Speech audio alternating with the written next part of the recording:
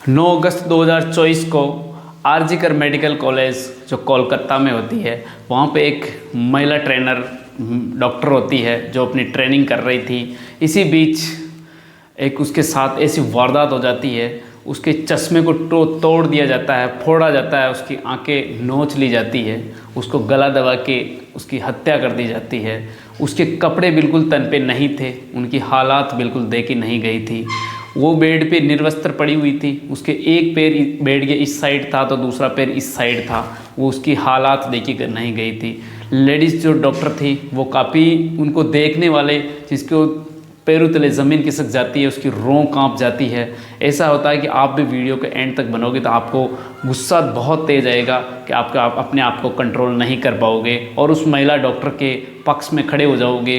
उसको न्याय दिलाने के लिए अपने आप को नहीं रोक पाओगे और आवाज़ उठा पाओगे। दोस्तों, ये कोलकाता की जो घटना होती है जो बहुत ही देश को झकझोर कर देती है, पूरे देश को हिला देती है और इनके साथ बहुत ही बड़ा हैवानियत होता है कि महिला जो डॉक्टर होती है, लगभग रात के 2 बजे की घटना होती है कि वो एक सेमिनार हॉल में जाती है और वहाँ पर रेस्ट करने के लिए सो जाती है। अब वो जैसे ही सोती है उसके बाद कुछ हैवानियत जो जानवरों के रूप में जो होते हैं, जो इंसान होते हैं लेकिन वो जानवरों का रूप में होते हैं, वो इस धरती पे रहते हैं, उनका धरती पे बहुत होता है। वो उस महिला डॉक्टर के साथ इतना हैवानियत करते हैं, उसको पहले तो बेरहमी से उसके कपड़े फाड़ते हैं, उसको निर्वस्त्र कर दिया जाता है, उसका गला दबा के हत्या कर दी जाती है। उसका जो चश्मा पहन रखा था उसको उसने दबा दबा के फोड़ दिया था और उसको दीवार के रगड़ के उसका जो चेहरा था उसको बिल्कुल छुल गया था, उसके साथ खरोच आ गई थी और उसकी जो थायराइड की जो नली होती है उसको इतना ज़बरदस्त दबाया कि वो तक टूट जाती है। वो महिला की हालात इस तरह से ख़राब कर देते हैं, उसकी हालात इतनी नाजुक हो जाती है जो देखा नहीं जाता है। दोस्तों, ये बहुत ही पूरे देश को हिला देने वाली, झकझोर कर देने वाली कहानी है जो 9 अगस्त 2024 को निकल के आती है, जो पूरा देश आज भी इसकी आग में जल रहा है। और आप वीडियो के एंड तक बने रहना, जो कौन लड़की थी, कैसी वो जो डॉक्टर महिला डॉक्टर थी, उसके साथ क्या क्या अन्याय हुआ और किस तरह से जो आज के देश में जो हॉस्पिटल जैसी जगह पे अगर महिला सुरक्षित नहीं है तो हमारे देश को में जो बहन बेटियां हैं वो कहाँ पे सुरक्षित है, इसके बारे में अपने को सबको मिल के आवाज़ उठानी चाहिए। जो महिला डॉक्टर थी वो, उसकी क्या गलती थी, उसके साथ ऐसा क्यों बुरा हुआ, उसके साथ इतना जो वो सोच नहीं सकती थी उसकी ज़िंदगी में उसने इतना बड़ी सज़ा मिली। तो दोस्तों, आप इसके वीडियो के एंड तक बने रहना जो पूरी कहानी आपको समझ सके। जय हिंद, जय भारत। मैं लोकेश, हमारी नई क्राइम स्टोरी में स्वागत है आपका।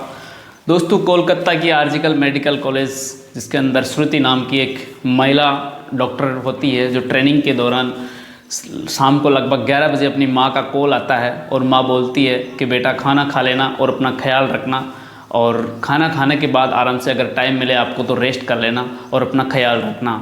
तो वो श्रुति जो डॉक्टर होती है, महिला डॉक्टर होती है जो ट्रेनिंग के लिए होती है, वो अपनी माँ से बात करने के बाद वो लगभग सभी पेशेंट्स को देखती है, राउंड पे निकल जाती है। राउंड पे निकलने के बाद सभी पेशेंट्स को देखती है, पूरी जिम्मेदारी के साथ अपना काम करती है और पूरी मेहनत के साथ सभी पेशेंट्स का इलाज करती है। पेशेंट्स का इलाज करते करते उनको रात के लगभग 2 बज जाते हैं।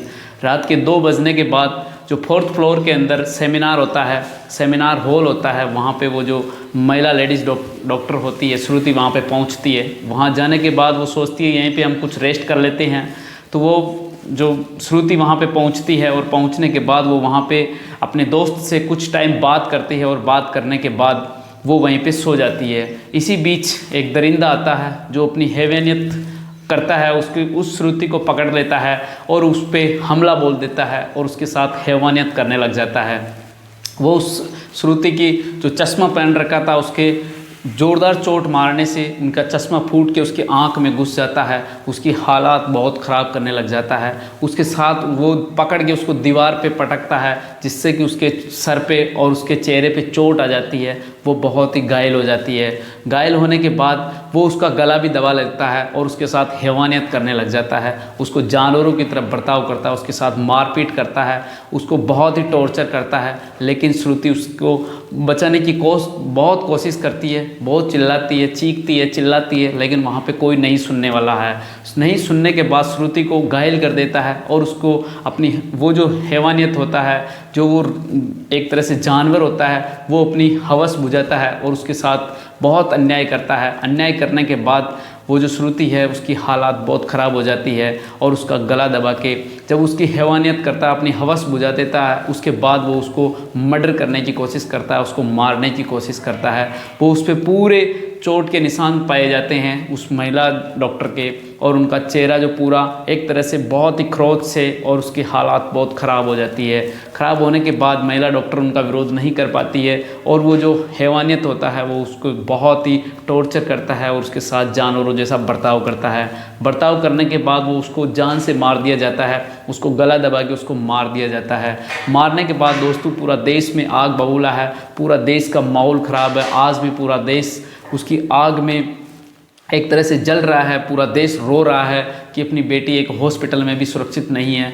तो हम किस तरह से अपने एक आज़ाद देश में कैसे रह रहे हैं। जो एक ट्रेनर, जो एक बहुत बड़ा, जो कहते हैं ना इंसान का डॉक्टर एक भगवान होता है, वो उसको जान से बचाते हैं, वो भी अगर सुरक्षित नहीं है तो पूरे देश में किस तरह की आज़ादी है और किस तरह की एक तरह से मैं कहता हूँ कि जो हैवानियत जो बढ़ रही है उसको कठोर से कठोर सज़ा मिलनी चाहिए, नहीं तो इस तरह की जो क्राइम है वो बढ़ते रहेंगे।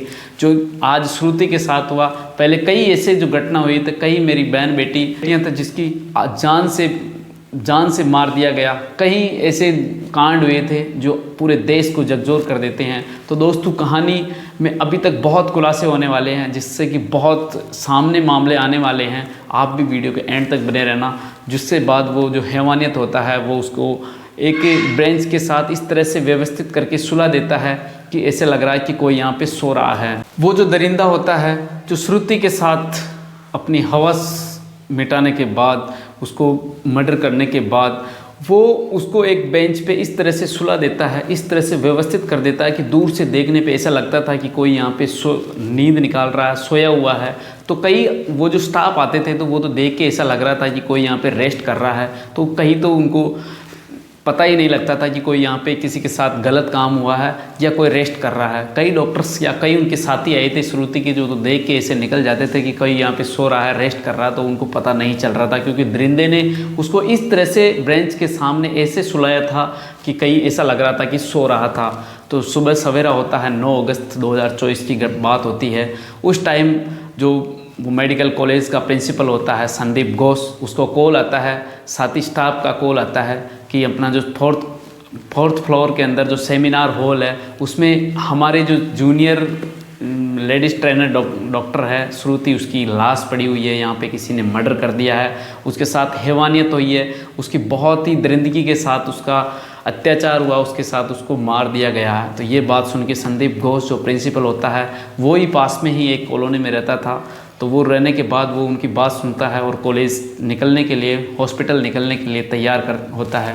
और कुछ ही टाइम बाद वो तैयार होके कॉलेज पहुंचता है। कॉलेज पहुंचने के बाद पूरे मेडिकल कॉलेज के अंदर, पूरे हॉस्पिटल के अंदर ऐसा माहौल हो जाता है, पूरे स्टाफ, पूरे साथी सभी को भनक लग जाती है कि किसी ने दरिंदगी की है, किसी ने हैवानियत की है। जो अपने साथी श्रुति होती है, जो एक ट्रेनिंग डॉक्टर है, उसके साथ बहुत ही अत्याचार की, बहुत ही बेरहमी से उसका मर्डर कर दिया गया है। तो सभी वहाँ पे पहुँच जाते हैं। पहुँचते हैं तो वो ऐसा पता लगाते हैं कुछ जैसे उनकी जुबान से और उनकी आंखों से पता लग जाता है कि ये जो महिला है, ये जो श्रुति है, इसकी मौत हो गई है। मौत होने के बाद उसकी बॉडी को वहाँ से नहीं हिलाया जाता है, क्योंकि जब सारी बात, जब कॉलेज का प्रिंसिपल जो घोष वहाँ पे आएगा, उसके बाद लगभग 9 बजे मर्डर की घटना के लगभग 3 घंटे बाद पुलिस को सूचना दी जाती है। और जब पुलिस को सूचना दी जाती है तो उसके बाद उसकी पहले तो पोस्टमार्टम रिपोर्ट करी जाती है, उसके बाद उसकी FIR दर्ज होती है। बाकी ऐसा देश में पहले कभी नहीं हुआ, पहले रिपोर्ट दर्ज होती है, उसके बाद पोस्टमार्टम रिपोर्ट होती है। और उसके साथ ऐसा अन्याय होता है, हॉस्पिटल वाले भी मिलके उनके मामले को दबाने की काफ़ी कोशिश करते हैं, मेडिकल कॉलेज वाले उनको दबाने की, काफ़ी सबूत मिटाने की कोशिश करते हैं। और वो जो दरिंदा था वो वहाँ से फरार हो जाता है। और उसके साथ जो श्रुति के साथ अन्याय हुआ, उसके साथ दरिंदगी हुई है, उसके साथ हैवानियत हुई है, वो कहने और हर किसी को देखते या सुनने के बाद गुस्सा हो जाता है, अपनी रूह कांप जाती है कि ऐसा किसी बहन बेटे के साथ नहीं हो जो श्रुति के साथ हुआ है। श्रुति सोच नहीं सकती थी कि मेरी लाइफ में मेरी ऐसा भी दिन आएगा या मेरे साथ ऐसी घटना हो जाएगी जो मैं सोच नहीं सकती थी।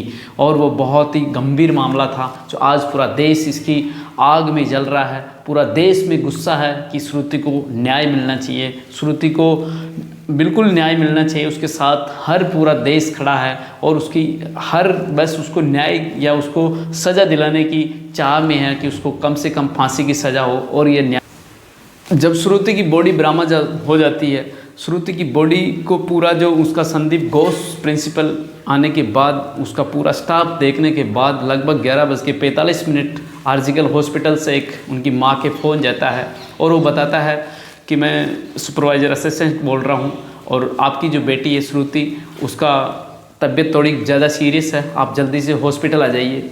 तो उसकी माँ, श्रुति की माँ जो लेडीज़ ट्रेनर डॉक्टर होती है, उसकी माँ बोलती है कि मेरी माँ बेटी से मुझे रात ही बात हुई है, मेरी बेटी तबीयत ख़राब नहीं हो सकती, बताओ उसके साथ क्या हुआ है। तो फ़ोन कट दिया जाता है। श्रुति की माँ वापस उसको फ़ोन करती है और पूछती है कि आप मुझे सच बताओ मेरी बेटी के साथ क्या हुआ है, उसके साथ ऐसी क्या घटना हो गई जो आप मुझे फ़ोन पूरी बात नहीं बता रहे हो, मेरी बेटी से रात मुझे बात हुई है। तो जब ये बात होने के बाद वो जो वापस असिस्टेंट बताता है कि आपकी बेटी ने खुदकुशी कर ली है और आप जल्दी हॉस्पिटल आ जाइए। तो जब श्रुति के माता पिता ये बात सुन के उनके पैरों तले ज़मीन खिसक जाती है कि मेरी बेटी ऐसा नहीं कर सकती, ऐसा उसके साथ नहीं हो सकता, आप झूठ बोल रहे हो। उसका वो फ़ोन पे ही बता देते हैं कि किसी ने उसका मर्डर कर दिया है, ऐसा नहीं हो सकता, मेरी बेटी इस लायक नहीं है, वो बहुत महान है और वो लोगों की सेवा करने का उनका मन था, उद्देश्य था, वो ऐसा नहीं कर सकती है। वो जल्दी से उनके माता पिता, श्रुति के माता पिता हॉस्पिटल से लगभग 1 घंटे के सफ़र करने के बाद वहाँ पहुँच जाते हैं और पहुँचने के बाद देखते हैं, उनसे गिड़गिड़ाते हैं कि हमारी बेटी से मिलवा दो। तो 11:45 पे उसके कॉल करते हैं। लगभग 3 घंटे यानी लगभग 3 बजे तक उनको बॉडी के नहीं देते हैं, उनको बॉडी तक नहीं दिखाई जाती है। वो गिड़गिड़ाते हैं उनके सामने कि मेरी बेटी के साथ क्या हुआ, उनको मर्डर किया है, लेकिन वो नहीं बताते हैं। लगभग 3:15 पे श्रुति के माता पिता को उनकी बॉडी बताई जाती है। तो जब बॉडी बताते हैं तो बॉडी की हालात इतने से नाजुक थी, उसके इतने हालात ख़राब थे, उसके माता पिता की पैरों तले ज़मीन खिसक जाती है। देखते हैं तो श्रुति की जो चश्मा पहन रखा था, चश्मे पे इतना वार किया था जिसके कारण से उसके चश्मा के जो कांच थे उस श्रुति के आंखों में घुस गए थे और उनकी आंखें फूट गई थी और उस कारण से वो बेहोश हो जाती है। और श्रुति के तन पे एक भी कपड़ा नहीं था, वो निर्वस्त्र थी, उसके हालात बिल्कुल ख़राब थी, जो देखा नहीं जा रहा था। उसके दोनों हाथ टूटे हुए थे और उसके गले की जो हड्डी होती है, नली होती है, उसको इतना ज़ोरदार दबाया गया जिसके कारण से उसकी नली टूट जाती है और उसकी मौत हो जाती है। और उसके साथ हैवानियत बहुत तरीके से की थी, उसके साथ बहुत ही बदसलूकी थी कि एक तरह से जानवर की तरह उनके साथ व्यवहार किया था। हैवानियत करने के बाद उसको इस तरह से व्यवस्थित कर देता है जो ये बात देखने के बाद उसके माता पिता के पैरों तले ज़मीन खिसक जाती है। लगभग 5 बजे देखने के बाद उसका 8 बजे तक पूरी जानकारी हॉस्पिटल के 4 दीवारी के बाहर नहीं निकलने देते हैं। पुलिस प्रशासन भी वहाँ तक की FIR रिपोर्ट तक नहीं करते हैं और मामले को पूरे दबाने की कोशिश करते हैं, पूरा मामला शांत करने की कोशिश करते हैं। 8 बजने के बाद लगभग पोस्टमार्टम रिपोर्ट किया जाता है। पोस्टमार्टम करने से पहले उन्होंने FIR पुलिस वाले तक नहीं करते हैं। पुलिस प्रशासन और पूरे सब हॉस्पिटल प्रशासन मिलकर उन मामले को दबाने की पूरी कोशिश कर रहे थे। इसी बीच लगभग 9:15 पे बॉडी को उनके माता पिता को दे दिया जाता है और जब माता पिता को बॉडी देने के बाद उसका दाह संस्कार कराने की और जल्दी कर लेते हैं पुलिस प्रशासन और जल्दी से जल्दी उसका अंतिम संस्कार करने की जिद करते हैं। जिस शमशान घाट में ले जाया गया है श्रुति को, उसमें पहले ही 3 लाशें थी, लेकिन 3 लाशों से पहले उसका अंतिम संस्कार करवाते हैं पुलिस प्रशासन और सभी दबाव बना के और उसका अंतिम संस्कार करते हैं। और ये मामला जब दूसरे दिन मामला सोशल मीडिया से कोलकाता में पहुंचता है और कोलकाता से पूरे देश में पहुंचता है तो सभी पूरे देशवासियों में आक्रोश होता है, गुस्सा फूट जाता है और हर किसी को ये कहानी सुनने के बाद हर किसी को गुस्सा आ जाता है और हमारी जो राज्य व्यवस्था है, कानून व्यवस्था है, उस पर भी गुस्सा आ जाता है कि थोड़ा सा सख्त कानून बनाए कि अगर किसी ने बलात्कार या रेप हमारी बहन बेटी के साथ करता है तो उसको हम बहुत कठोर सज़ा मिलनी चाहिए। ये हमारा सभी का उद्देश्य है और हम भी आज भी हम श्रुति के साथ है, पूरा देश उसके साथ है। हम उसको सज़ा दिला के रहेंगे। जो हैवानियत करता है उसको गलत हो उसको सज़ा 100% मिलना चाहिए। जब कोई बेटी हॉस्पिटल में, जो एक डॉक्टर तो एक भगवान का रूप होता है, सभी को देखता है, उसकी सेवा करता है, उस वहाँ पे भी वो सुरक्षित नहीं है तो देश में कैसे बहन बेटी सुरक्षित रह सकती है। दोस्तों, श्रुति की हालात इस तरह से, जिस तरह से जानवरों ने उसके साथ बर्ताव किया था, जिस तरह से उसकी हालात ख़राब की गई थी, जिस तरह से उसको रगड़ रगड़ के उसको मारा गया था, जिस तरह से उसका गला दबा के मारा गया था, जिस तरह से उसकी हवस बुझाए गए थे उस दरिंदे ने, तो इस तरह से किसी बहन बेटे के साथ इस तरह का बर्ताव नहीं हो। इस कारण से मैं भारत सरकार से रिक्वेस्ट करना चाहता हूं कि हमारी बहन बेटी के पक्ष में बहुत अच्छा कानून बने, जिससे कि कोई अगर हैवानियत करता है या कोई बहुत गलत काम करता है उसको बहुत ही कठोर सज़ा मिलनी चाहिए, फांसी की सज़ा होनी चाहिए, जिससे कि कोई दूसरा अपराध करने से पहले सोचे, 10 बार सोचे, उसकी रूह कांप जानी चाहिए कि हम इस तरह के कांड करने से पहले हमारे को सज़ा किस तरह की मिलेगी, तो हमारे जो क्राइम बढ़ रहे हैं वो बहुत ही कम हो सकते हैं। दोस्तों, कहानी, हमारा उद्देश्य किसी को प्रताड़ित करना नहीं है, किसी को दुखी करना नहीं है। हमारा उद्देश्य सावधान, अलर्ट और सतर्क करने का है। तो मिलते हैं आपको नेक्स्ट क्राइम स्टोरी में। जब तक सावधान, अलर्ट और सतर्क रहें। जय हिंद, जय भारत।